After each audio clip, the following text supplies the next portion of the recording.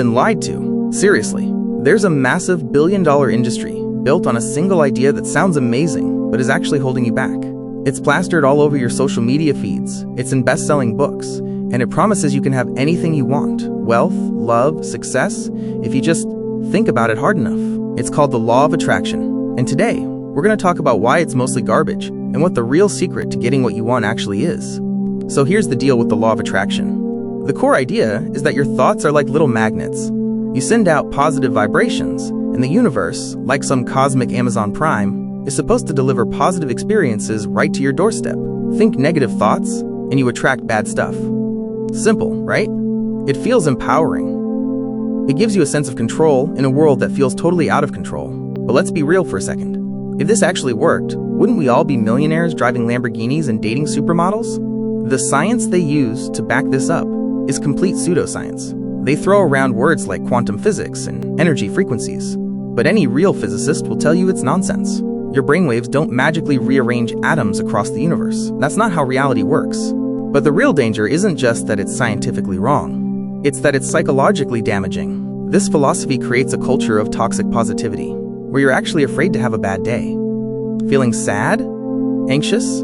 Angry? Better shove those feelings down, or you might manifest a flat tire or a job loss. It forces you to pretend everything is perfect, which is the fastest way to become truly miserable. And the darkest part? It's a system of victim blaming. If you're struggling with debt, it's because you have a poverty mindset. If you get sick, it's because your vibrations were low. It takes complex, real-world problems, systemic inequality, random chance, economic downturns, and pins all the blame on the individual for not thinking happy thoughts hard enough. It's not just wrong, it's cruel. So if wishing and hoping isn't the answer, what is? It's something I call the law of action. And unlike the law of attraction, this one is backed by every single success story you've ever heard. It's the simple, unglamorous, and undeniable truth that your life is a direct result of what you do, not what you wish for. There's a legend behind every legacy. There's a blueprint. There's a legend behind every legacy. Let's look at the evidence. Take Arnold Schwarzenegger. As a kid in Austria, he had a crystal clear vision: become the world's greatest bodybuilder, move to America, and be a movie star. Law of attraction gurus would point to his vision as the key, but they'd conveniently leave out the part where he worked out for 5 hours every single day. For Arnold, the vision wasn't a magic wish sent out to the universe. It was the fuel. It was the reason getting up at dawn to lift cold, heavy steel was a joy, because every single representative was a step closer to making that vision a reality. He didn't attract success. He hunted it down with relentless, back-breaking work. Or how about Jim Carrey? You've probably heard the famous story. When he was a broke, struggling actor, he wrote himself a check for $10 million for acting services rendered and dated it for the future. And sure enough, he got it. See? Manifestation. But that's not the full story. Carrey himself says that visualization has to be followed by relentless dedication. That check wasn't an order form to the cosmos. It was a promise to himself.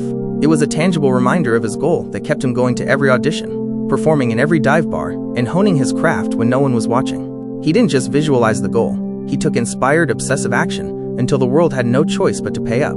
Think about Sara Blakely, the founder of Spanx. She had an idea after cutting the feet off her pantyhose. But she didn't just sit around visualizing a billion-dollar company. She had $5,000 in savings. She got rejected by manufacturer after manufacturer for 2 years straight. Men told her it was a stupid idea. So she wrote her own patent to save money. She cold-called department stores. She personally stood in Neiman Marcus and dragged women into the bathroom to show them how her product worked. That's not attraction. That's grit. That's hustle. That's the law of action. And J.K. Rowling? The idea for Harry Potter came to her on a train. A powerful vision, but that vision didn't magically write the books. She was a single mother, living on welfare, battling depression, writing in cafes to save money on heating her apartment. She got rejected by 12 different publishers. 12.